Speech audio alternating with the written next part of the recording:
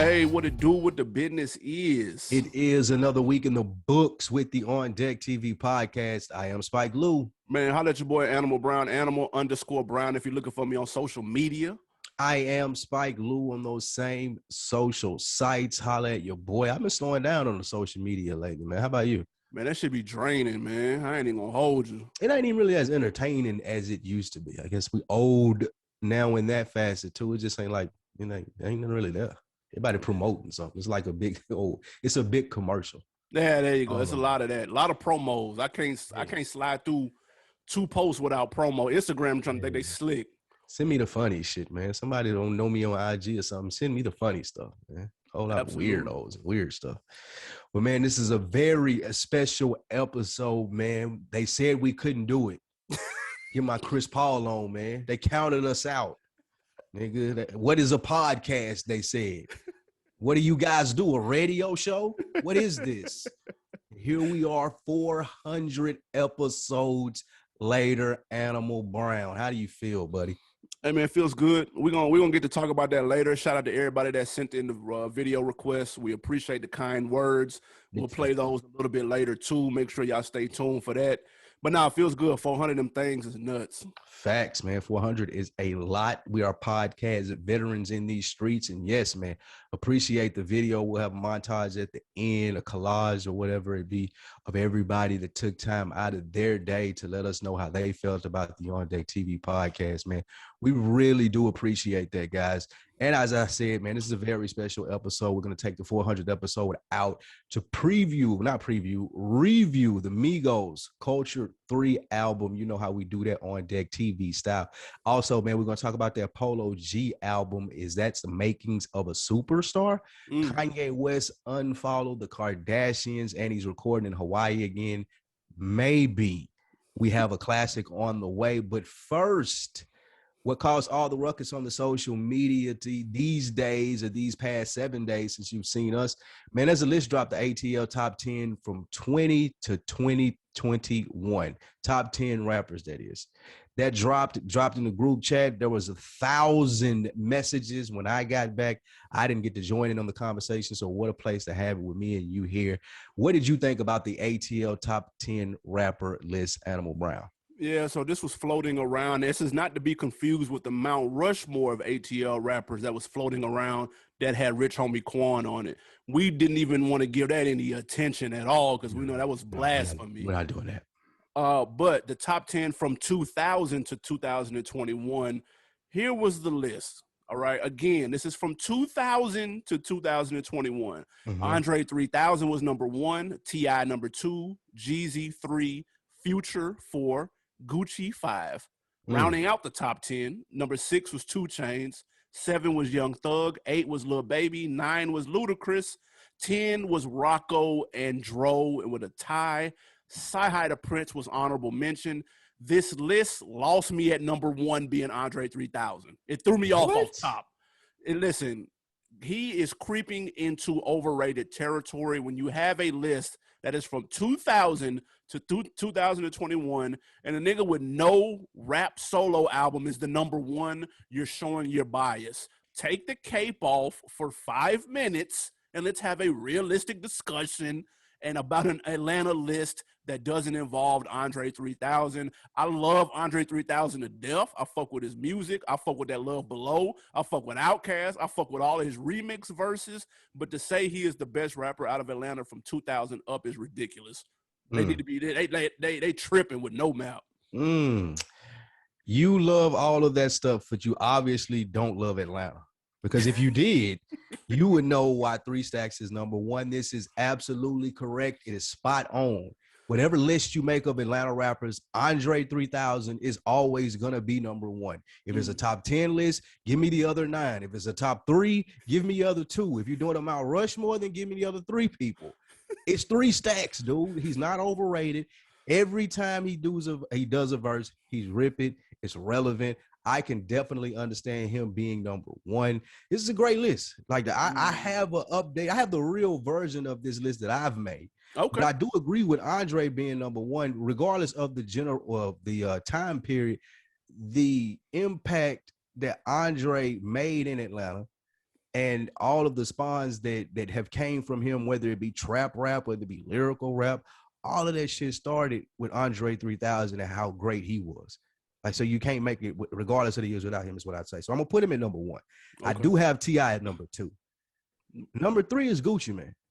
Oh, wow. Like, number 3 is Gucci Mane if we're going all the way to 2021, because he outlasted Jeezy. Like, still today, whether it be small or large in relevance, Gucci is still more relevant than Jeezy is today. Musically? Today. Okay. Yeah, today. Because Gucci's still dropping albums. And they'll have a couple songs on him. He'll do a couple videos, but he's just more active than Jeezy. And I think that makes him more relevant. Future is number 4. You can swap him and Gucci out. Whichever way you want to do that. Future can be 3. Gucci can be 4. However you want to do that. Jeezy is 5. Ludacris is 6. 2 Chainz is next. Why was Jermaine Dupri not on this list? No. From 2000? Come on, bro.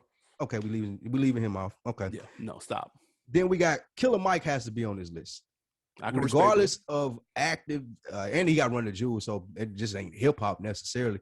But he's been putting on for Atlanta for quite a long time, and still today you see him out front. And every time he's out front, he's talking about Atlanta, whether it's activist issues or whatever it may be. I had JD on my list, so this is only going to be 9. The last one I had was Migos. Yeah, thank you.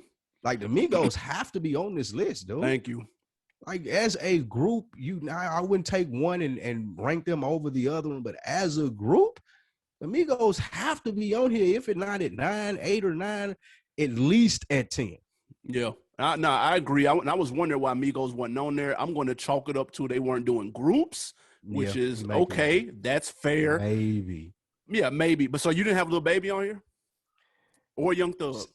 Since you took JD off, I got Young Thug. Young Thug definitely needs to be on my list. Lord have I don't know why. I was struggling with why JD wasn't on there, so it kind of took my mind off of Young Thug and Lil Baby. But yeah, you're right. Either one of those. Nah, put Jermaine Dupri back on, and if we're going to put Young Thug, you can go fuck it. You can't knock Young Thug impact, though. Yeah, that's fair. But no, these are always fun. Y'all know somebody that I don't even know who these people are put this top 10 list up. It floated around, but it's still cool to debate. You got to throw in some spice in there with Andre being number 1 because that's horse shit. But the rest of the list I wasn't mad at, though. You could argue Rocco and Dro was a little bit of maybe Rocco at 10. I'd rather have Migos on the list than have Rocco on here. With all due respect, because I fuck with Rocco, but. Very interesting list, man. That's always going to be a hot topic, man, when it comes to Atlanta, which is the mecca of hip-hop right now. And I would say this is very rare that this happens, but M Extra had a good point. It's like when you got to be from Atlanta to get why 3 Stacks is number 1. And I would say this, and you throw the years in there, and maybe you can't say this, but if you were doing the top 10 rappers of Nashville, Pistol would be number 1, regardless if he's the most successful or not. Like, I would put Pistol above Buck and Leo, and I think they should agree with it.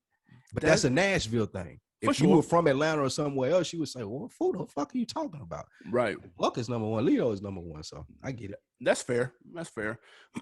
Hey, man, speaking of number 1, the young boy, Polo G, 22 years old, dropped his album Hall of Fame. It is projected to go number 1 on Billboard, somewhere between 165 and 175,000, even possibly topping out Migos Culture 3, because they're projected to do about 130. Polo G even had his album release party, had controversy around that with the whole situation with the police. He's got the pub behind him. He's got the streets behind him. Now he's got the charts behind him. My question is, Polo G a superstar in the making? Yeah, this guy he got it. The music is there. I listened to the album over the weekend while I was rolling around. The Polo G, you can tell that he has a lot of support around him. And I'm not saying that to take away anything from his talent, because he comes to the door when he's creating albums. The songs that I've heard, this last album is good. He makes good music. He's almost like a Juice WRLD, less melodic, like less of the sing-songy Juice WRLD, but in the same vein. Because as you listen to his album, it's not just a lot of shoot 'em up, bang, bang shit. Right. It's not lyrical miracle. He giving you some story. He telling you about who Polo G is. And nowadays, like, that's what people gravitate to. People love, it's almost like emo drill music. You know what I'm saying? It's almost like emo drill, what he does, and the crowd, the kids, the popular music nowadays for rap is very emotional music, and he does that very well. He captures the emotions of people who, I wouldn't even necessarily say live the lifestyle that he lives, but he tells the story very well, and people buy into that. So I like it. I think he's a star, and Polo G is here to stay, buddy.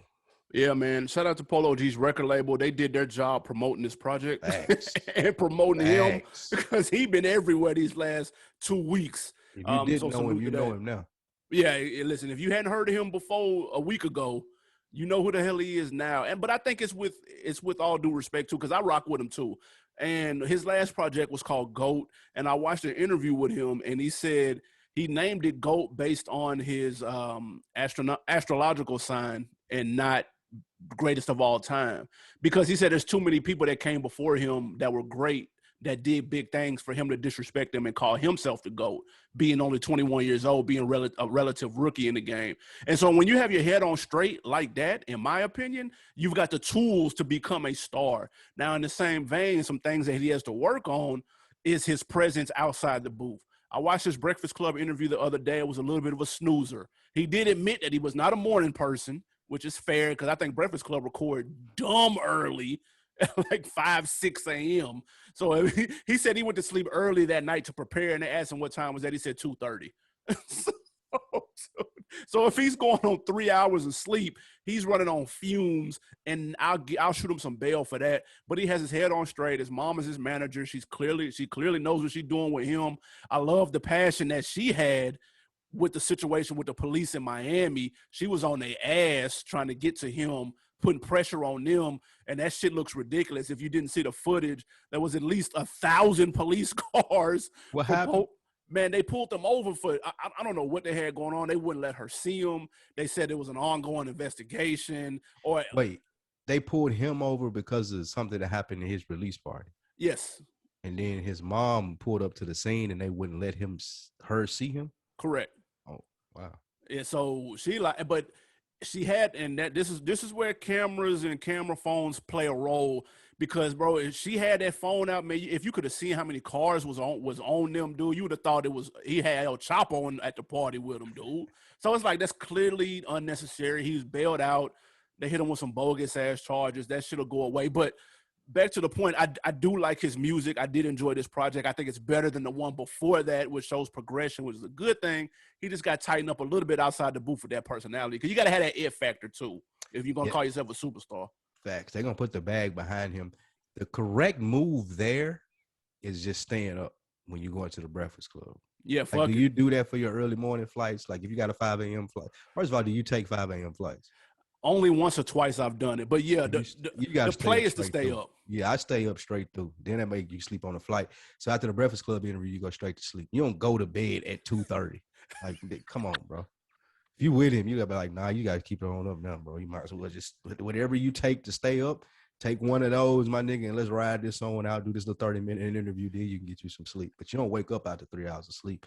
That's crap. You don't do that, boy.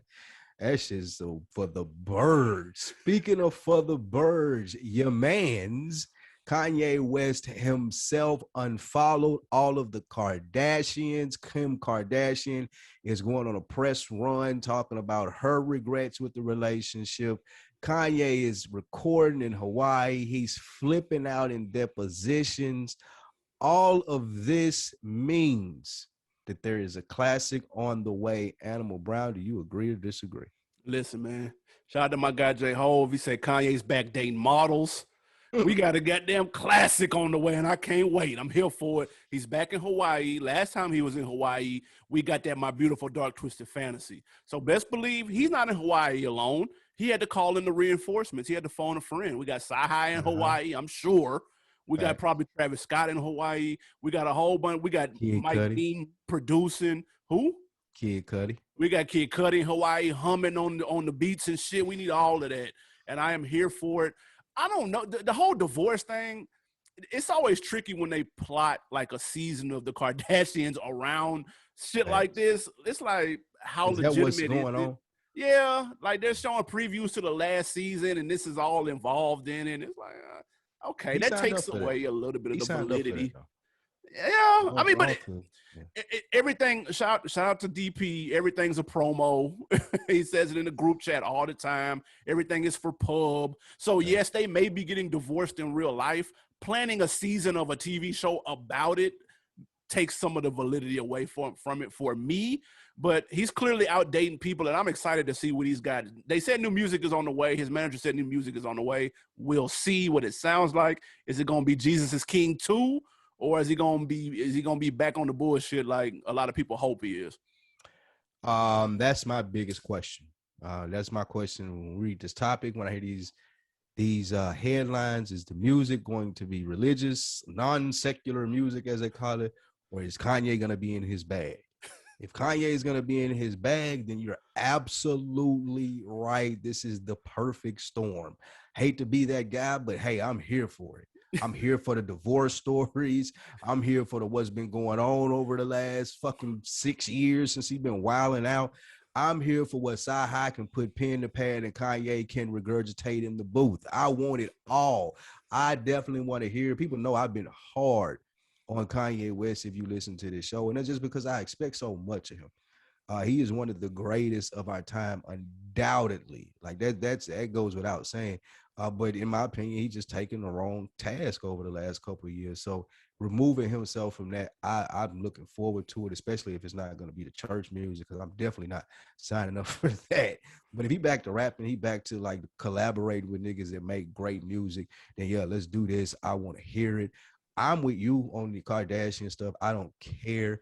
It's unfortunate that it didn't work out for him, but you signed up for this, so yeah, it got to be on the season. They would be robbing their fans if they didn't involve it, because I mean they put everything on them. So hey, like let the shit play out, get it over with, move on with your life, get the 20-year-old model. Like I'm here for it. I ain't mad at Kanye, dude. Do your thing, give us a great album on the way out. He need to give us that good ass job. Or whatever the name of it is. Like that was it. If he give us that album to complete it and talk about everything and how he thought this was gonna be the greatest job ever, but where it got him now, that's the album.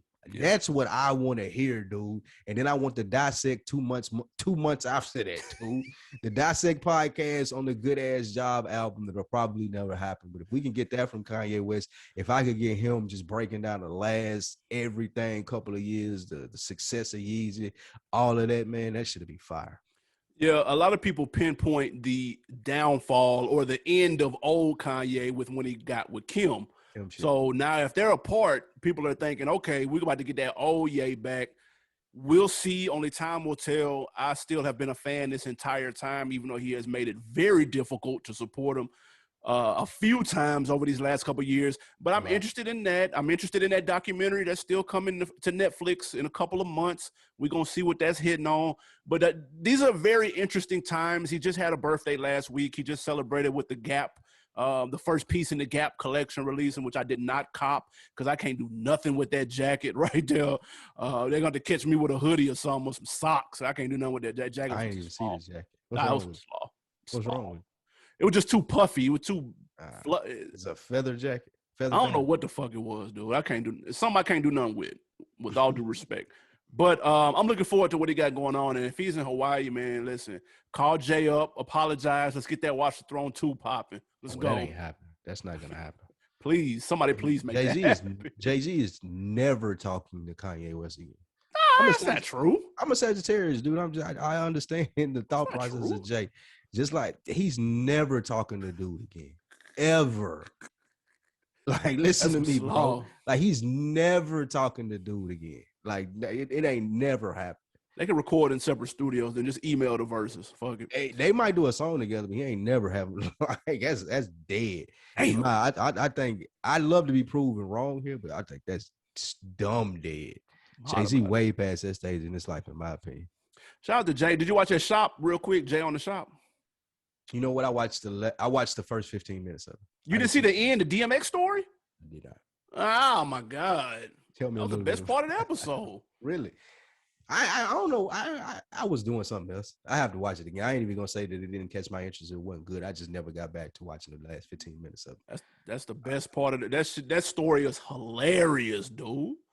Really? Fuck. I gotta see that.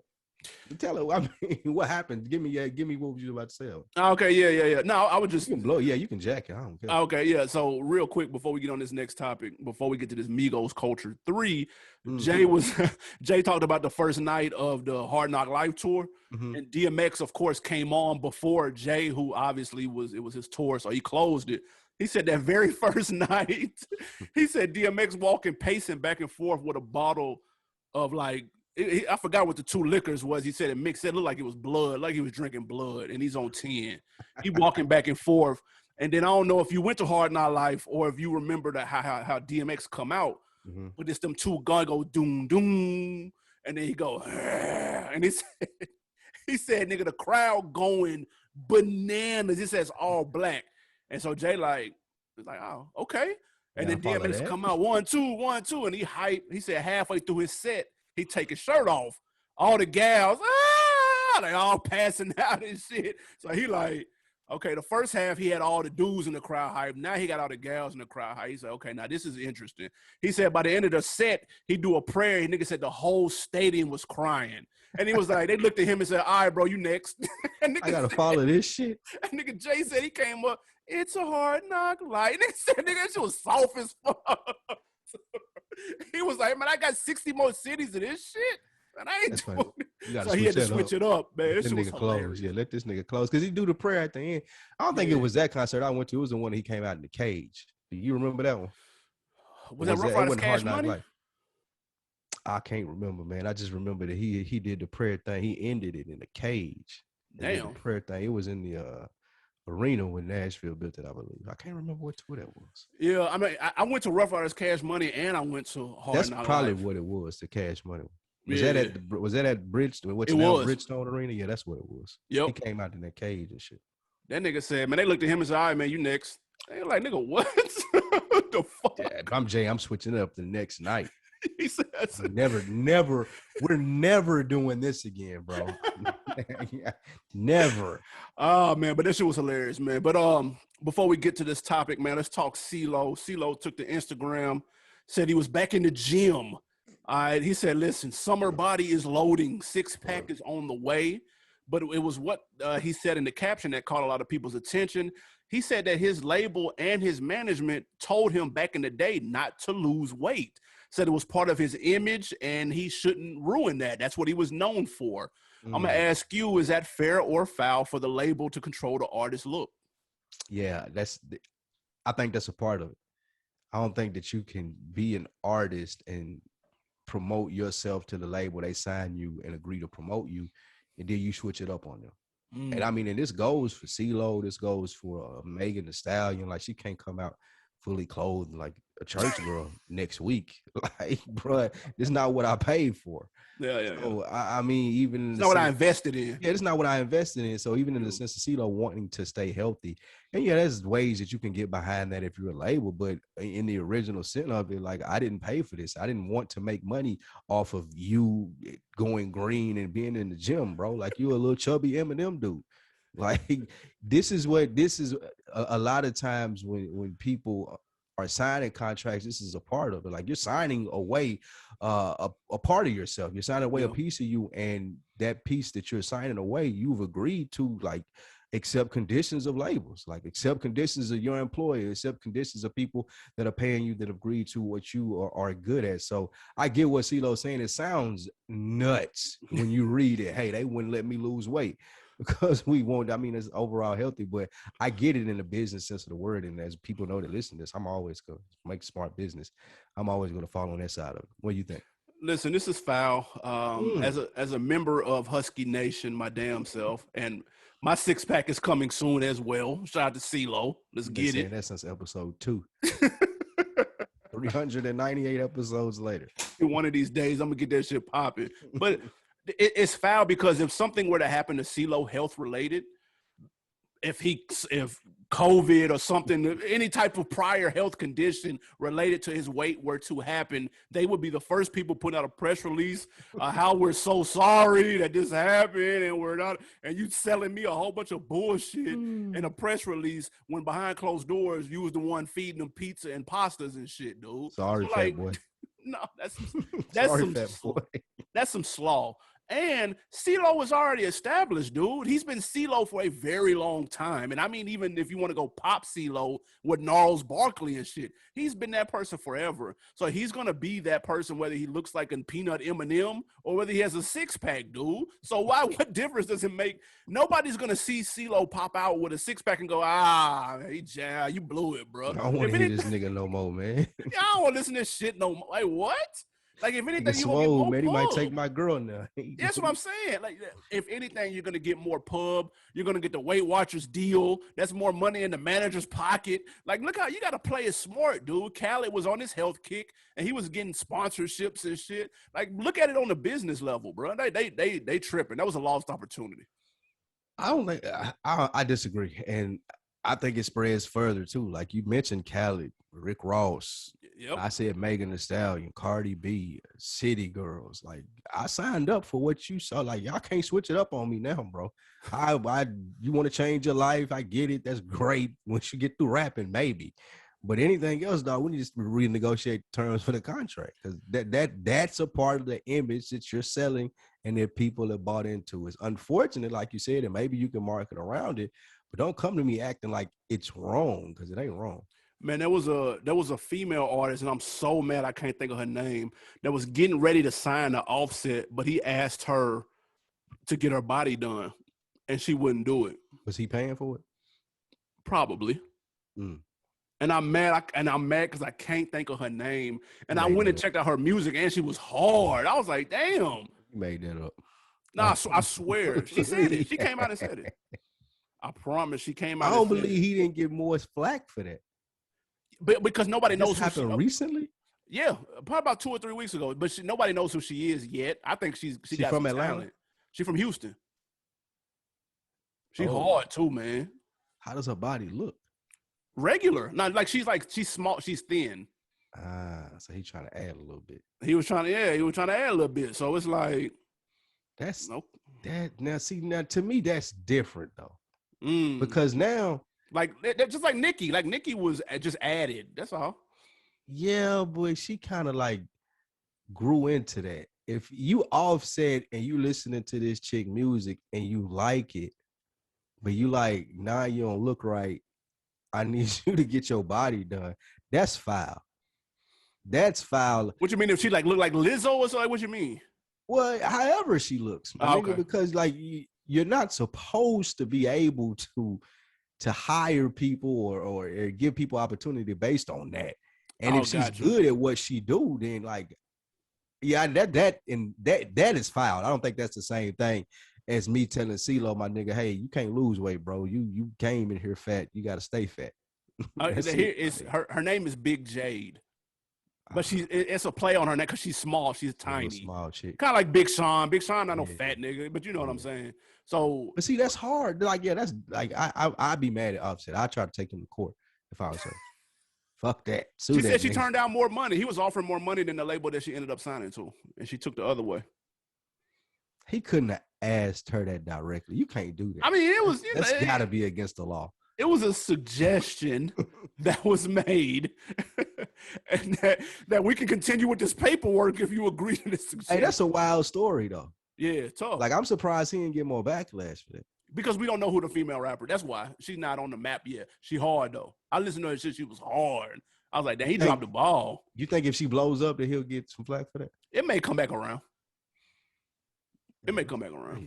But then it's Offset, so I don't know how much people are really expecting out of him. Yeah, that's another thing. Who cares? Like, yeah. And not in the sense of not saying they're not popular, but who cares who Offset signs and doesn't sign because they get their body done? Like, who knew he had a label? Right. Like, what's the name of Offset's label? Who knows? Exactly. But he missed one with that, man. Y'all check out Big J, though. She hard. You're going to trip off it. Shout out to Big J, man. Speaking of Migos, Offset, Quavo, Take Off, they dropped their long, and I mean long-awaited Culture 3. It has been delayed, pushed back. I'm sure the pandemic had a lot to do with it. I'm sure the lawsuit with QC had a lot to do with it.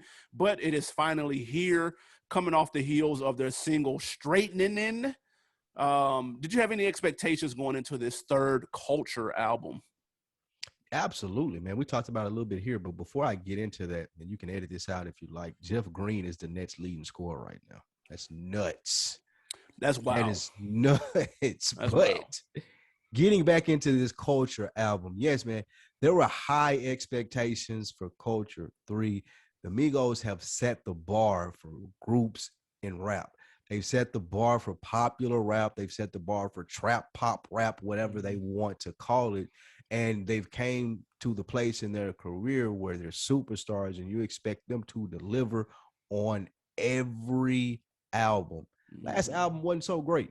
It It was wasn't okay. culture. It wasn't culture one, Right. And every time a culture comes out, we expect it to shift culture. So when Culture 3 comes around, that's my expectation. I expected this to be boom, hit you in your face. Culture shifting, people are doing new things. You've started a new wave. That was my expectation going into Culture 3. What'd you expect? Yeah, I was here for it too, man. Like they have shown hit making ability over and over again. As a matter of fact, you could argue Migos could do a versus right now. Right now. Yeah, facts. Like, so to Facts. be they're probably about 7-8 years deep now in terms of like when their first mixtapes first started bubbling, give or take 2013, 2014.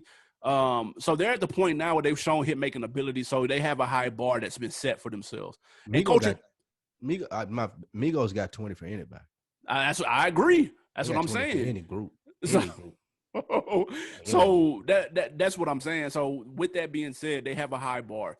And I like the single that came out when Straightening came out. I did like that. I was like, okay, this is a nice vibe. This is their lane right here. And I was scared to see how they were going to sound now that the whole rap game has that triplet flow. Like they've been going since I think 2018 is when that Culture 2 came out. Like that's a long time in rap years, dude. Mm-hmm. And I know they had solo projects that more or less fell flat. You know what I'm saying? We saw that they were better as a group than they are solo, which is perfectly fine. You could say that for a lot of groups. But so I wasn't afraid to listen to the new shit because of that. I know what happens when they get together and they get in that booth. So they're usually going to deliver. And my initial thoughts when I listened to this album, because I listened to it on a road trip. So you're a big Migos fan too, though. Yeah, I'm a Migos. I've been listening to them for a long time, dude. Like, shout out to my guy Plaza. He put me on. I'd rather be rich than famous was the first Migos song I ever heard, and he played that in his car, and I was like, nigga, what is this? Like, this is tough. Like, fuck, like they hard. So Purple put you on something, man. Shout out my guy. He put me on Future too, man. Shout out to my guy. He put me on Future. He put me on Future. He put me on 2 Chainz. Like, I put myself on 2 Chainz. I'm gonna be real. That's not true. I remember he put you on him too. Trump went to a 2 Chainz show when he was Titty Boy last year. I ain't know who. He like, man, go down here to Titty Boy show. But I was like, who, nigga? I'm like, going there, but we went. Oh shit. But yeah, I've been on them since the mixtape days, so I'm definitely been a fan, and I was interested to see what this was talking about. And on the road trip, I was fucking with it. The initial thoughts, I really dug it. It was exactly what I was looking for. It was those three. They have such good chemistry on records, like, and you could tell that they really fuck with each other. They are related. They're all cousins. In my opinion, you can tell. Even when they first came out, they always kind of had the same look.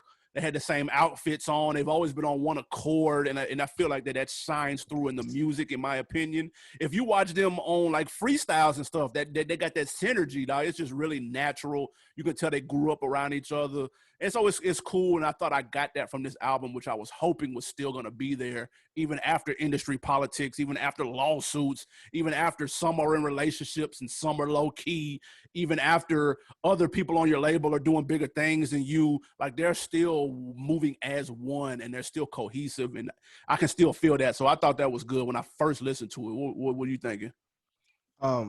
There's something very refreshing about seeing people, the observation of people that are close to each other, that are famous. Like you said, it ain't necessarily they look like the best of friends, but you could tell that, like, I've been around this dude for fucking my whole life. I know him. Yep. That comes off in interviews. That comes off in the music. That comes off when they're doing fucking car freestyles or whatever, like you said. And that's great. That's part of the pool with the Migos. That's probably why you don't see a lot of groups in hip hop today, because you don't get that. You don't get niggas that grew up together that have stuck around this long to be the powerhouse group that is the Migos. That comes out in this music. I had the benefit, like you said, in the first listen, I'm a scroll past guy. Y'all niggas put shit in the group chat on Instagram, Twitter. I'm rolling past shit. I'm not clicking videos. I'm not opening nothing up.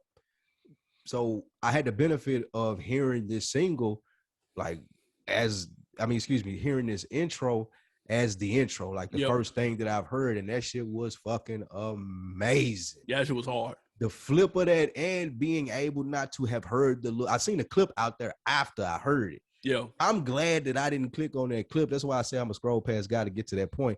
I'm glad I didn't click on it because it set the tone for the album where they thought their place were as the Migos delivering Culture 3 to you. The intro was fucking perfect. Yeah. So I was ready once I heard that and getting into the album. Not being a big Migos fan like you throughout all these years, I 1,000,000% respect what they've done for the game. I 1,000,000% know about the hits that they have, but just I'm not a big Migos fan. I'm still an old school lyrical guy, and I like what I like. Yeah. But I do, like I said, respect what they did. And this coming out with that first song, my expectations rose immediately when I heard this. So first reaction going off of that and all the way through it, my antennas were up. I was hoping for a great album. This album has been teased since the beginning of 2019. They have been talking about Culture 3 literally in an interview. I'm looking, Quavo said in an interview in October of 2018 that Culture 3 would be dropping top of 2019. That's how long they've been talking about it. Then Lil Baby blew up. And then priorities shifted at QC. Then Lil Baby came. Because City Girls blew up too. Fact. A lot of things have happened since. Really, when you think of QC, you thought Migos. Now, not so much. They're a little bit forgotten. They're not on that list that we just talked about. Like, they're a little bit forgotten, and I think that plays to their strengths. And I think on this album, they rap like they were forgotten. Because they just sound hungry to me on here, dude. They bag on here. Oh, yeah. They rap. I think they for what – now, listen, let's not get it confused, twisted. I'm not saying that they're fucking lyrical, spiritual, miracle, but the vibe that they put you in, you want beats that's gonna knock in your car. You want these niggas to be flowing and rhyming on beat with the crazy patterns and the melodic shit with Quavo, and you want them to just be taking off on shit. Like, that's what you want, man. I'm not here to like be extra deep and shit with the bars. They're gonna give you surface level subject matter, but it's entertaining for me, and I think it worked. You know what my problem is when people always say, "Oh, Lou, you hate New York groups and New York rappers." My problem is that you had to preface that. And niggas that say, "Oh, I love Mobb Deep or Wu-Tangs," they don't have to preface it when they put them niggas in they top 10 and top 3. Like, them niggas ain't talking about nothing I want to hear. Same thing with the Migos from New York. Like, a nigga from New York could listen to this and be like, "Bro, what?" Or an old nigga be like, "Dude, what are you talking about?" But if you paying attention, regardless if you like their style or anything, and I'll say this for the niggas that I'm hard on from New York, they in their bag. Right. In their bag in they little sense of the word of what they're talking about. And the same thing for Migos. So to kill that rant, my problem is people have to context when they say the Migos ripping it. Because I heard Joe Budden say this when he was talking about it. I heard some other people that were commenting on the album, like talking about Migos, quote, in their own way. They're rapping their ass off. They can just be rapping their ass off. And I'm not criticizing you for saying that. Yeah, I know. It's more so how they try to compare, like when they say Wu-Tang and them niggas, all of them were cold. Like, no, they weren't, bro. But no, they weren't. Like, all 9 of them niggas went cold, but they had their own unique style, just like with the Migos. Like, these 3 niggas, no, it's not Nas, no, it's not Jay-Z, but these niggas was rapping their ass off. And if you know anything about rapping, you know, they were in their bag. Like, for what they do, these niggas was like, you could tell they was like, "Oh, these niggas think we don't got it no more." Like, these niggas are acting like, I think one of them said this in one of the songs, "Y'all niggas acting like we ain't the Migos." Like, this is what they came in here rapping, like, "Y'all niggas acting like we not the Migos, dude. Like, come on, bro, quit playing with us." And I liked it. Yeah, no, I did too, man. If we had to talk about some of the standouts or some of the concepts and themes that I rock with on the album, first of all, the production. I thought the production was stellar. And in a different way, Apple introduced their new spatial audio. You got Apple Music? I do not. What is that? So it's you know how Spotify. it is. Convince me to switch. Spotify. Yeah, Spotify got to catch up.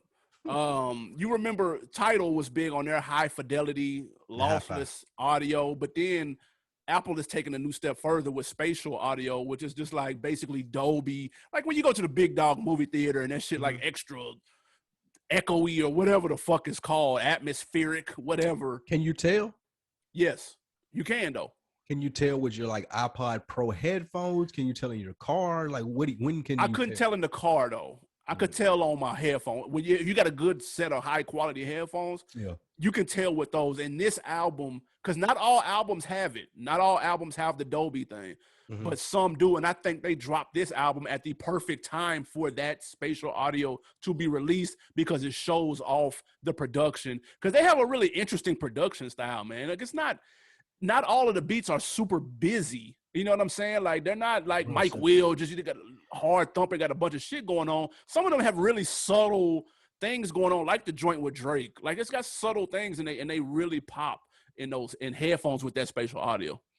That subtleness, like what you say, I think for me, this is me being an older nigga listening to rap. It's hard for me to understand them niggas sometimes. And it's not on no mumble rap shit. It's just like the same thing, like making the New York comparison again when I'm listening to Wu-Tang from back in the day or a Mobb Deep album. It's like just some of that stuff I miss. Like I don't understand it. Maybe I'm too old. Maybe I'm not of the same generation of them. But like I had to go back a couple of times and be like, oh, okay, I get what you're talking about. A lot of that is on here for me, and I think that's why some of the beats are simple as well. What stood out for me, like I said, man, that intro set the tone for the album, and what really made a difference for me was the placement of this album. Like you said, and like I just said, niggas forgot we was the Migos, so we're gonna hit you with this hard ass sample that everybody knows from The Temptation is the first song, and then the second song, Appreciate You, we got Drake. All right, then the next song we're gonna hit you with Straightening, which is our single that everyone has heard. Then we're gonna hit you with the Cardi B feature. Then we're gonna put Polo G on here. So I like that out of the gate, bam, we got all the big dogs that you could think of right now on the album, just to let you guys know. You can't, well, whoever can't do this, and we can, and we'll sit amigos. So I appreciated that. If I'm going to the songs, of course, again, I'm gonna say Avalanche, the intro, banging. Drake ripped it on Having Our Way. Of course. I like the Cardi B song. It wasn't bad at all. The Polo G song wasn't really just that one for me. I did like the Juice WRLD song. I was surprised that I liked it. I'm not a big Juice WRLD fan. Rest in peace. He was a hell of an artist, but I'm not a big fan. I like this. I like what they were doing on here. They got into his little bag with what they had on this. And I like Mahomes. I thought that was banging. That was a pretty good thought. The switch on the word for Patrick Mahomes, I really like that. What stood out for you? Yeah, man, the joints I rock with, of course. As soon as I heard Drake, come on, listen, and he was on, and he took off about 2 minutes, nigga. Listen, he ripped that. Listen, Drake, goddamn, he on his LeBron shit right now. Yeah, he on a mean run right now, real quiet as kill. He on a mean run. And he's setting the table up nice for that CLB though. Whenever the hell it's dropping, I think it's got to come in the next couple of weeks though. That's what we're going. We're calling it the CLB now. Yeah, that's what I'm saying. That's what I'm calling it. Oh, you did that? Yeah, I did. That was me. I just started that. That sucks. Right? CLB ain't nothing. You got to run that whole certified lover boy. You got to run that whole thing. But I fuck with that heavy. I rocked with Modern Day. I rock with Vaccine. Those are traditional Migo joints. And I also like Roll Runner, man, with Zaytoven on the beat. That shit was hard too. So there was a lot of joints that I rock with, and even Mahomes too. So really the production and a couple of just those traditional Migo. That's what I'm here for. I'm here for Modern Day. I'm here for Vaccine. Give me all of that. I'm riding to that. I'm running up Stone Mountain to that shit. You know what I'm saying? Like I'm in the gym getting my 6-pack like CeeLo to several of these joints. So I rocked with them heavy. What anything on here that didn't work for you? I didn't like the song with Pop Smoke. I'm not a big Pop Smoke fan. I feel like they tried to do their drill thing with that, or just making it a feature that was gonna stand out. I don't really feel like this should have been on this album. Like this is like a rest in peace to Pop Smoke. It's like a throwaway song. Yeah. That and the NBA, the Young Boy Never Broke Again, those last two features, like I said, I feel like with the Pop Smoke and this one, that they just threw those on here. Could have been a better album overall if you didn't have those last two songs. I didn't feel like that those were. I credited the placement earlier when we were talking about what worked. Those two being in that place at the end of the album kind of threw it off. Yeah. So I feel like if those hadn't been there, it would have been a better album, if that makes sense. No, I agree.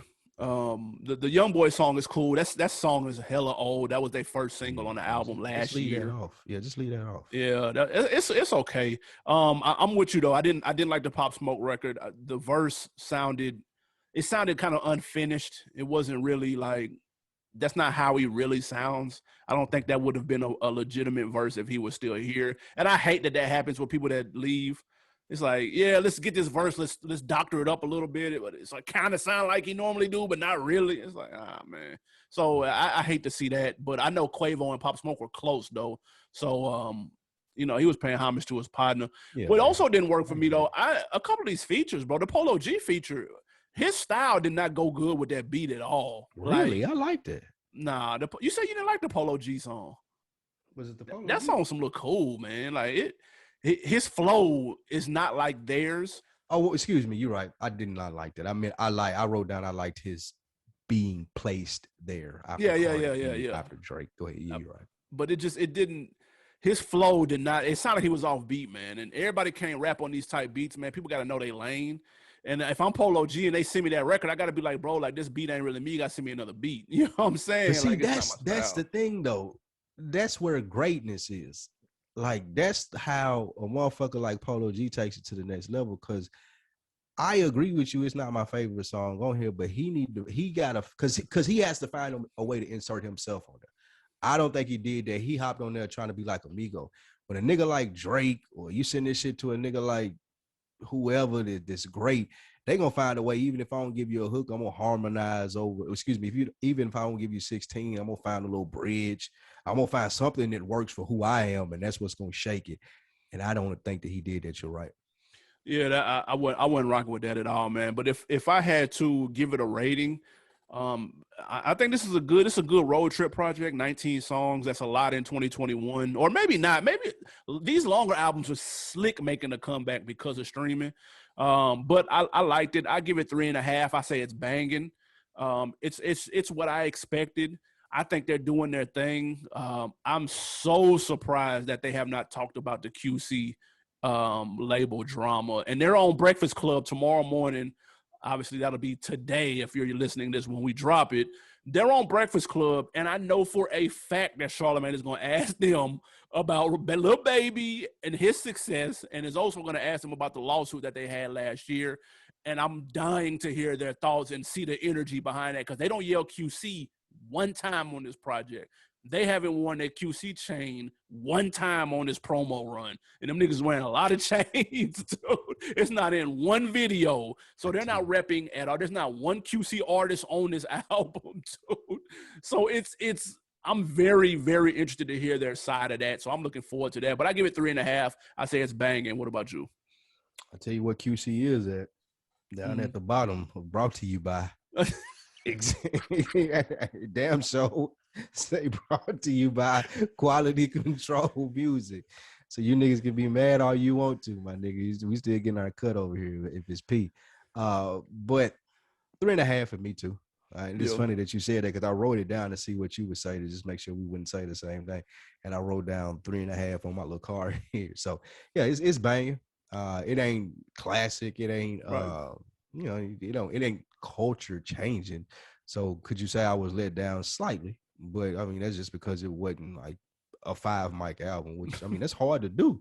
Yeah. 3.5 is good, and I feel like it's a great in this time for them. And I'm looking forward, like you said. I haven't watched Breakfast Club in a long time, but I'm definitely going to at least watch the blurbs of this one. Yeah. What we're talking about. I want to know the QC situation, man. That's I need what I'm a good saying. QC documentary, man. That's what we need, man. Might be too soon. Let that unfold a little bit more. Let Lil Baby get mad and upset that he got a car for his birthday instead of a check. Let a couple of those incidents happen. A car. Oh, a car. No, I think just even right now, you need just a bird's eye view of greatness and progress. Like too often we get the story at the end, like you said. I don't want to see that too. Don't get me wrong. But I don't think we've ever been able to tap into the well-oiled machine while that motherfucker was moving. Like that's the big thing about that Rockefeller documentary, right? That's the only footage of like when them niggas was rolling when that was the end of it though. Which one though? The What you mean? Backstage? The death of that one that everybody talking about that never came out, and it's like on YouTube or whatever. It's the death of Rockefeller, or whatever. Yeah. But I just feel like hip hop could use a good documentary of things when it's rolling, even if it's controversial right now. You ask them about it, you move on. But more so, I just want to see QC operating at a high level behind the scenes. It'll be dope. 100%, man. 100%. Y'all let us know what y'all thought about this Migos project, Culture 3. Did you check it out? Were you fucking with it? Are you like, dude, I'm one of the old niggas that y'all talked about. I don't listen to this shit. Let us know where you stand on Culture 3. I did like that freestyle, though, that when they was in L.A. Them niggas was ripping that shit. I reached out to some of the youngsters, man. Oh, this should be good.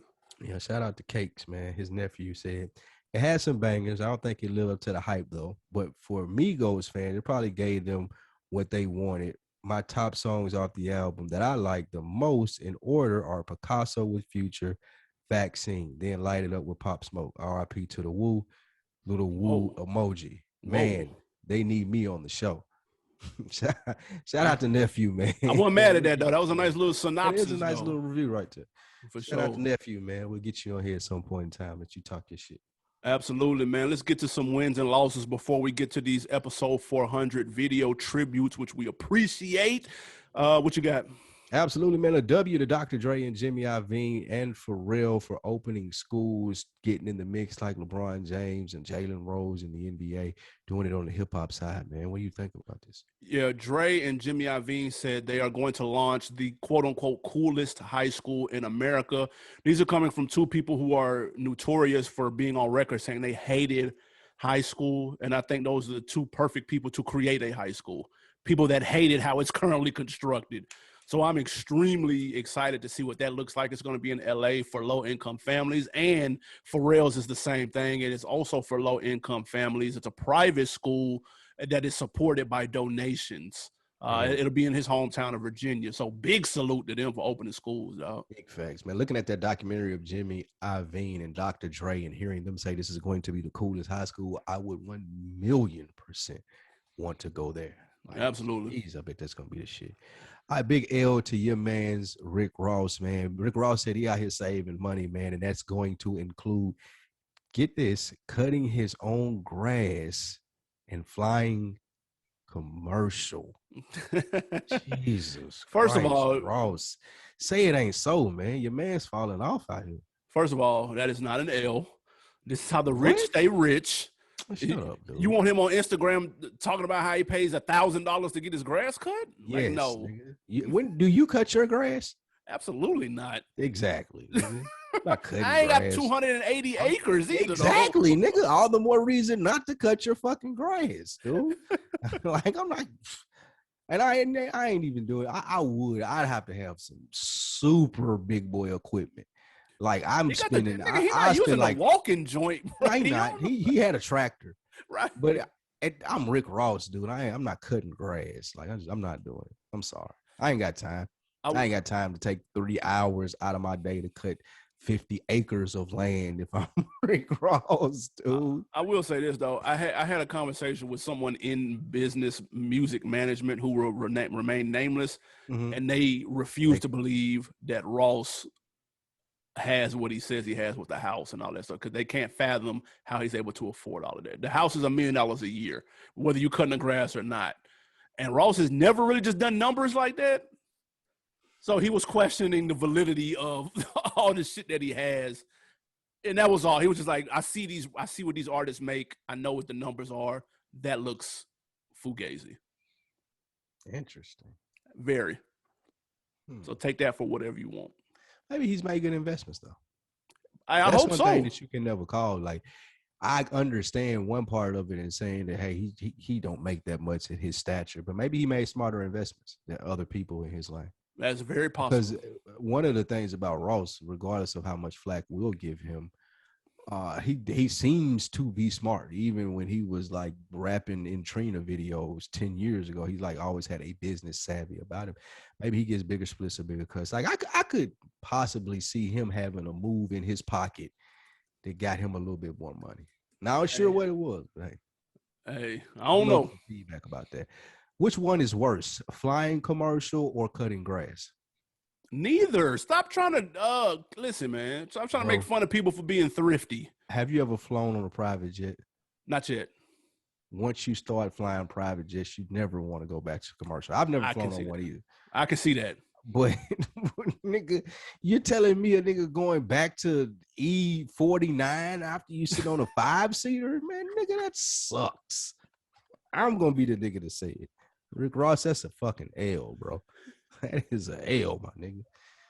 Like, last thing on this, I'm getting gunplay out there to cut my grass before I do it. Nigga, oh me. Gunplay, oh me, bro. I ain't cutting up. Like, I You can get teach an intern gunplay. for sure. I teach gunplay how to work the tractor. Tough. Big shout out to Meek Mill, man. He helps get probation laws passed in Virginia, not Philly though. Yeah, man. He linked up with the governor of Virginia. They signed a probation reform bill, which was super dope. He was there for the signing. Not sure why this didn't happen in Philly, but let's be honest, does it really matter? It takes one place to do it first.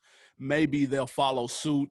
But this was super dope, man. So big respect to Meek Mill. He's been low key musically for a little minute. I know he just dropped a song or whatnot, but he's been making real moves, getting laws passed, getting bills passed, which is kind of the hard work, man. So triple salute to him, man, what they do. I know Rock Nation, I believe, had a lot to do with this too. So salute to them. Yeah, they definitely did. Shout out to them. Shout out to Meek Mill continuing. I like how he stuck to this social reform, prison reform. I'm Yep. 1,000,000% behind him, regardless of anything else that he does that I don't agree with. I 1,000,000% fuck with this. So shout out to him and all the work that he puts in behind that, man. I love it. I love it. We got one I was more trying L. to see who the governor of Pennsylvania was. Is he a Republican? I don't know. I Yes. think that might have flipped. I don't know. That's the reason why the Virginia's governor is a Democrat. Pennsylvania's governor is a Republican, so he's not going to be siding with Meek Mill on a lot of stuff. Probably not. On anything, probably. Other than being friends with Robert Kraft. That's it. We got another L, sir? The last one, nice little edit point right there. I thought that was the last one. We usually do 3, my nigga. Don't try to act like I was just off for not reading this. I thought you was gonna say something. The last one, the 4th L, is to the A Day in Vegas festival. We speculated about this. It's finally come to fruition. Kendrick Lamar is going to be performing there. Yes. Will he be performing his brand new album that we're all waiting for? Nope. Not at all. It's an L because he's going to be performing everything from Section 80 up to Damn. You said this. Listen, this has been confirmed. He is headlining a festival, and it says in the poster, Kendrick Lamar performing songs from Section 80 through Damn to kill any hope that a new project was coming. This ain't an L to the Day in Vegas. This is an L to Kendrick Lamar. This is an L to TDE because they're pushing Isaiah Rashad right now when they should be pushing Kendrick. This is some bullshit. He might have officially retired. Somebody, I forgot who this was I talked to. They were like, bro, I think Kendrick retired. They might be right, bro. He might be done for real. Oh, shut up, dude. He might be done, bro. I'm done looking for him. Fuck it. He may be retired. Fuck it. They said, man, stop it, dude. It's just still a work in progress, man. When you go as deep as Kendrick Lamar goes on his albums, I guess you just got to take 5 fucking years to do another one, dude. I'm tired of waiting as well, but I do think he's gonna come out. When he comes, he should pause. He should come out swinging. Man, well, yeah, don't hold your breath. Again, guys, we appreciate it. Listen, we have got tribute videos that people have sent in. We are getting ready to hit play. This is our own Decker of the week. This is everyone who sent in videos. We appreciate y'all. We're gonna hit play on these, and we're gonna come back and talk about some stuff in these last 400 episodes. Hey, what up on deck, man? Spike Blue, Animal Brown, man. Y'all my guys, y'all my niggas, man. Y'all shit is always fire. Just to go through the list, man. I don't have a favorite episode because all y'all shit fire to me for the most part. I will say the original content versus the reviews for me are the better ones I personally like. But I love the Patreon. I love all y'all shit straight up. I rock with y'all hard because y'all have always managed to entertain and be so professional. Even when I can see y'all having odds on camera, y'all have always managed to be professional. Y'all are the most consistent podcast that I subscribe to. Even when the Joe Budden podcast has had ups and downs, Brilliant Idiots had up and down, and so many more, man. Y'all have been consistent and y'all stay with it and y'all do it like y'all love doing it. And I fuck with y'all for that, man. So shout out to Animal Brown, Spike Blue. And once again, this is Maurice Hunt. 4 time on decker of the week, man. Shouts out to y'all. Congratulations. Hey, this your man, Coach Locke. I want to give a congratulations to Animal Brown and Spike Blue, the OndeckTV podcast. 400 episodes, man, that's a huge accomplishment. That's a sign of consistency out here. It takes a lot of work and effort, and you guys doing it, and it shows. So I want to give you guys congratulations again on that 400th episode. But one thing I got to tell y'all, man, y'all need to get some more Busta Rhymes in your playlist. That's a legend. Y'all be disrespectful to the legend like that, man. Y'all give me hell about him. But that's a legend out here in these streets. But nah, all jokes aside, man, congratulations again on 400 episodes. Y'all keep up the good work, and here's to 400 more. What's going on, man? It's KC Hustle. I want to shout out my boys Animal Brown and Spike Lou on their 400 episode of the OndeckTV podcast. I've been rocking with y'all boys for like 5 years now. And just seeing y'all growth is amazing. Y'all insightful, entertaining, funny, all the above. I can't wait to see what the next 400 episodes bring. I don't got no question. I just want to say appreciate y'all for checking out my music and just being completely honest with your boy. And y'all keep doing y'all thing, man. Love. Fellas, what's happening, man? I don't have any questions or anything. I just want to say congratulations to y'all boys, man. I'm proud of y'all. To actually know y'all for many years, grow up with y'all, to see y'all take casual couch conversation and grow upon that, to going to the makeshift studio, to expounding upon that and taking it even further, taking it to Atlanta and starting a thing that nobody knew what the hell it was when y'all did it. I don't know if y'all expected to be around for 400, but y'all here. That shows dedication, hard work, consistency, but more importantly, passion. And not only that, y'all brought people from the home team and put them on or whatever. So that says a lot about y'all as men as well. But with all that being said, man, I just look forward to the next 7, 8, 9 years of whatever y'all bring to the table for the culture, whether that be syndication, big dog contract, bigger production, whatever, man. Whatever comes y'all way, man, y'all work hard to get it. Y'all deserve it. And again, I'm proud of y'all. Love y'all boys. All right. Happy anniversary OndeckTV podcast. I just want you to know that I was here first. I was with y'all from the beginning. And I'm talking about 10 years ago. I've known y'all since 2010. Before a podcast was like a thing. I was fucking with y'all. But I do enjoy the content. It's brilliant. It's funny. It's smart. It's fresh. And I am so happy for the growth. I'm so happy for the evolving that you all have done. It's such an amazing podcast, and I really appreciate it. It is good that I've been seeing y'all from the beginning. And happy anniversary again. And that's it. Hey, yo, what's going on, man? This is Ralph, Johnny, and we're Oversaturated the podcast, man. We just want to send well wishes to the OndeckTV podcast on your 400th episode. That's crazy, man. Insane. Shout out to consistency. That's dope as well. Right. Shout out to you, Spike Blue and AB, for you guys being in the trenches. Even M Extra, whenever he pops on the show, man. Shout out to you too, bro. Thanks. But you guys are definitely an inspiration to us. We definitely in this podcast space together, so we definitely want to send kudos, love, light, all that great shit. All that to y'all. All of it. Here's to 400 more. We can't wait to hear more from y'all, and we appreciate y'all. Yeah, so we'll get y'all later, man. Peace. All love from That's Chill, man. Spike Lou, I see you on OndeckTV podcast. Congratulations on the 400th episode. Man, what I love about y'all's podcast, man, is the consistency of that quality content, man. Keep it coming. Congratulations. Yo, yo, yo, On Deck family. It's your boy, Chris Platty. Yes, Spike Lee, Chris Platty. Put some respect on my name. Nah, shout out to you. Shout out to Animal Brown. Love you guys. You know, I came in this game a fan of you, and to be able to grow and say that there's now a personal relationship there means the world to me, and it's something I will treasure forever. But beyond that, everything that you've done for the hip-hop game, for the podcast game in this first 400 episodes cannot be understated. I can't thank you enough for what you do in those respective fields. And the next 400 is going to be even more fruitful. You guys are going to see great success. I cannot wait for it. It's going to be prosperous. And in the meantime, one time shout out to Pimp a Butterfly for Animal Brown. Drake and Kanye could never. Love y'all, my boys. I'm going to talk to y'all soon. Shout out Atlanta. Shout out the rest of the Realville Media gang. Love forever. My guys, Animal Brown, Spike Lou, OndeckTV Hip Hop Podcast. 400 of them things. Congratulations, fellas. It's your boy Big Jeff. Shout out to y'all, man, setting the standard for hip hop podcasting, being the blueprint for Southern hip hop podcasting, because you know it's not a lot of y'all out there, and a lot more have come since y'all started. So shout out to y'all, man. 400 of them things. My favorite episodes gotta be the Nipsey tribute, the Mount Rushmore, the Hip Hop Hall of Fame, the brackets, everything, man. You guys, like I said, man, you setting the standard for what it is to be a hip hop podcast. Consistency.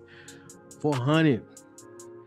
Keep up the great work. Many, many more. It's your boy Big Jeff, Full Sport Press, signing off, man. 808s and chair shots, don't forget. Yes, sir. On deck, what up? The home team. You know I've been rocking with y'all since day one. Congrats on the 400. You know what I'm saying? Y'all keep a young OG like myself in the hip-hop loop. Keep me up to date on what's going on. You know what I'm saying? I rock with y'all every Wednesday. Make my Wednesday work day real smooth. And yeah, y'all got a lot of classic episodes, man. Just keep it going. What's going on, guys? It's J Ho from the Full Sport Press Podcast, man. 400 episodes, man. That's a tall order, man. Congratulations. I know exactly how hard it is to do something like that week to week. So to see you guys killing it like this, man, I'm super proud, man. As far as my favorite episodes, it would have to be when you guys buy or sell stock in rappers. Unfortunately, AB, you missed with Joyner Lucas. Sell that right now. If you have any of that stock left, sell it immediately, like right now. When you watch this, listen to this, sell it. As far as Spike Lou, hey, you were on with Baby. I'm gonna give you credit for that. You were right on with Baby, man. So that is my favorite episode that you guys do annually. Again, congratulations. I'm so proud of you guys, man. Let's cheers to 800. And I'm here every step of the way, fellas. Holla. What up? It's Van Everett from the Scenario Radio Show. Wanted to wish you guys at OndeckTV podcast congratulations for your 400th episode. Hopefully you'll be doing over 1,000 more in the long run. Love you guys' show. You always talk about music in a way that's both fun and thoughtful, so I'm always for that. Love having you on my show. The question that I wanted to ask you was, I know that a lot of times the turnaround between when a new album drops and the time that you decide to review that album can be pretty short. So even though you may feel pretty strongly about what you heard initially, it may change over time. Has there been an album that you either loved or hated initially that after further listen, you felt a whole lot differently about? Tell me what you think. All right, man, we are back. Hey, man, listen, fantastic tributes, guys. We appreciate y'all. Yes, some funny sir, shit man. in there, man, but we appreciate y'all for real. It is, man. You got to play some of the reactions live time. There's some funny stuff in there. We appreciate everybody that took a couple of seconds out of their day to let us know we matter in yours, man. That's a really big thing. I know, again, when me and you started this, man, we had no freaking clue what we were really doing. We just knew that we wanted to be a part of the hip hop game. I didn't rap, you didn't rap, we didn't make beats, but hip hop was something that we loved. And we felt like that we could do it in a way that would be fresh, that would keep our names out there if we did want to take any other paths in hip hop. And that's how the show was born, man. We've grown a lot as men since we started doing this. And I do want you to know, man, I appreciate you as a partner, as someone who's been there for 400 episodes. I know I'm not always an easy person to work with, but regardless of what's going on in my life or yours, we always show up and do this through a pandemic, through whatever. I know when we started this, we lived together, then less than a mile away from each other, now over an hour away from each other. And we don't talk as much as we used to, but no one that listens to this podcast knows that.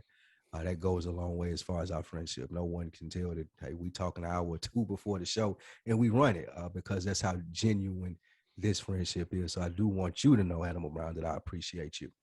Absolutely, man. You know, I appreciate that, man. This shit, like you said, we was in the kitchen, literally. Facts. Huddled around a mic with a really bad connection, hoping that it wouldn't kick us off when we tried to record this shit, man. So, boy, those first couple of episodes was stressful. Man, we know what the fuck we was doing.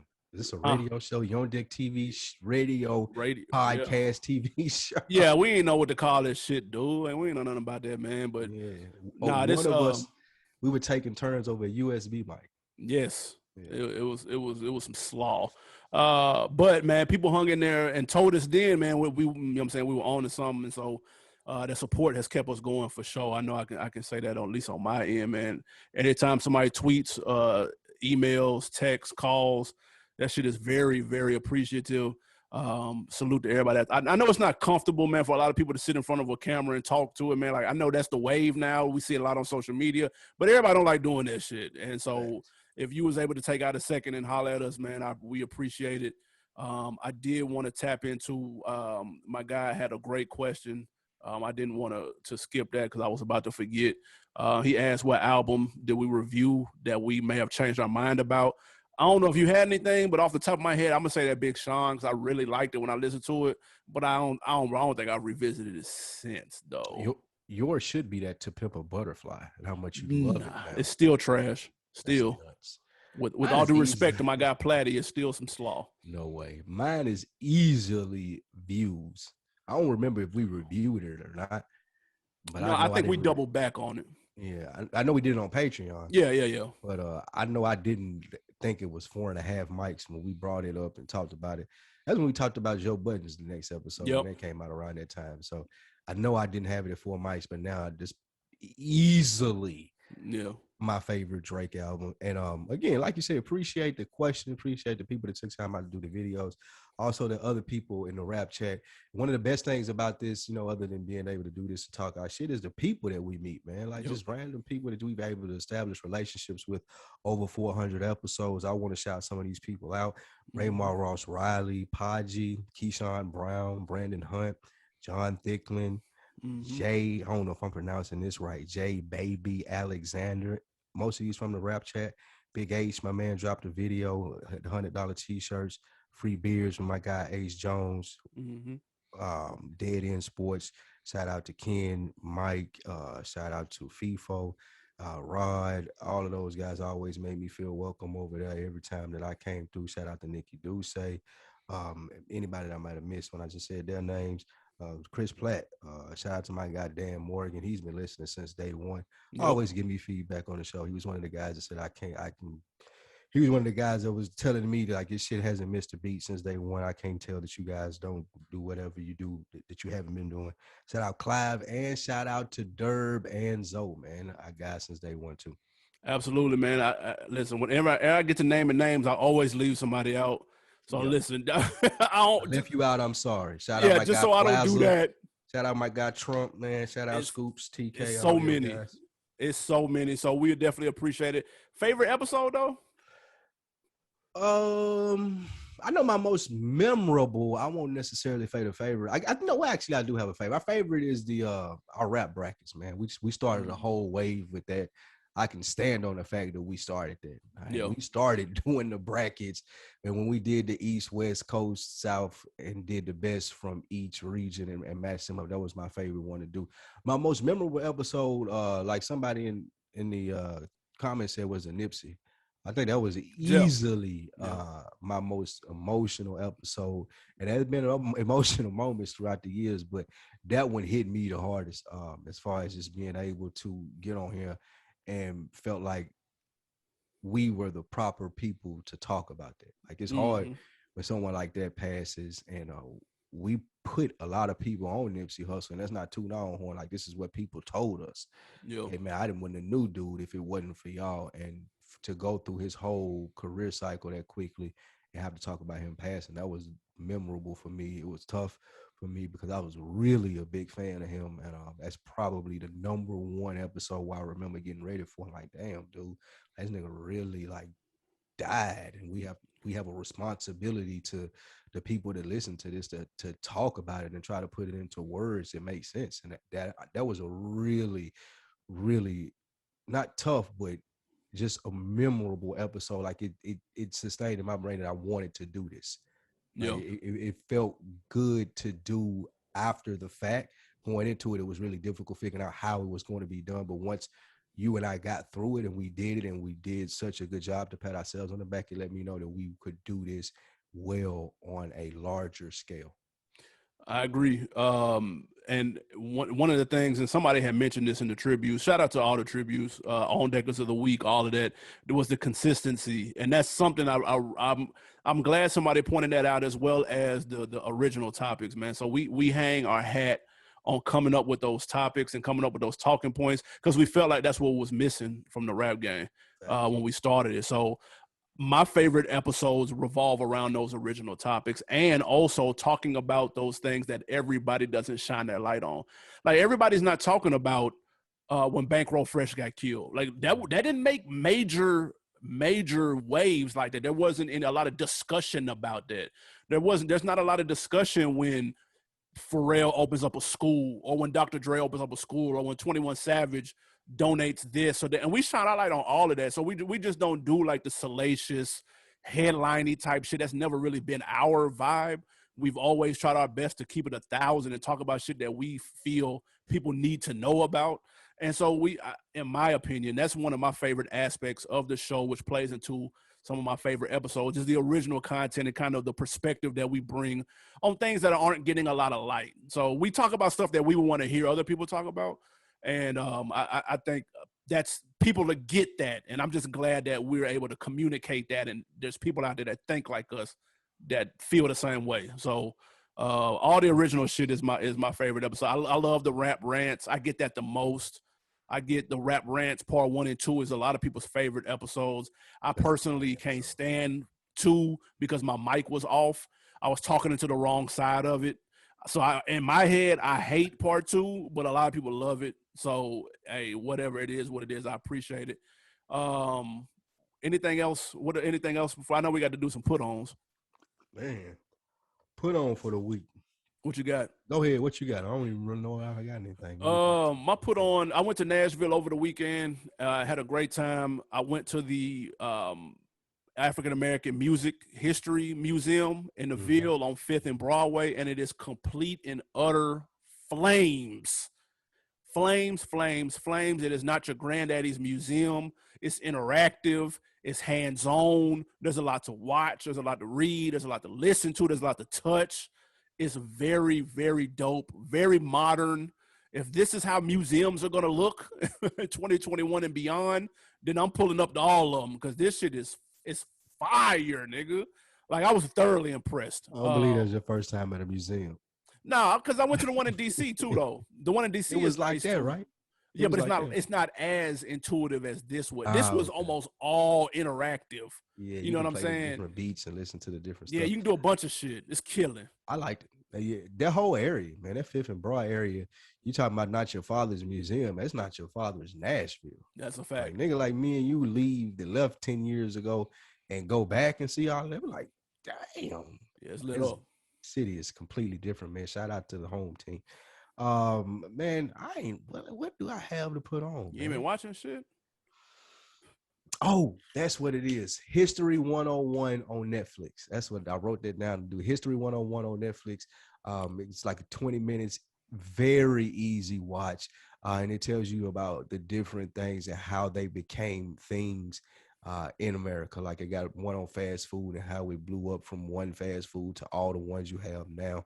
It has one on China and how they're going to catch America as the #1 economy. It has one on the oil in the Middle East and how it got there and how it got so big. And again, it only 20 minutes. So it's a real quick breakdown, a lot of good information. I'm dumb into stuff like that. If you know it's History Explained or just the Explained series on Netflix, this is one of those, but this is History 101.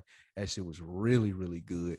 And it's an easy watch, only 20 minutes. That and Gordon Ramsay's Uncharted is back. That's my shit. Definitely not watching that Gordon Ramsay shit, but I'll check out that History 101. Nah, I'm fucking with that. It's hard. He go out and like meet people. Like he went this last one, he went to Oregon and like meet people in Oregon and go fishing and find shit from the land there. And then he cook it at the end. That shit right. I like cooking shows though.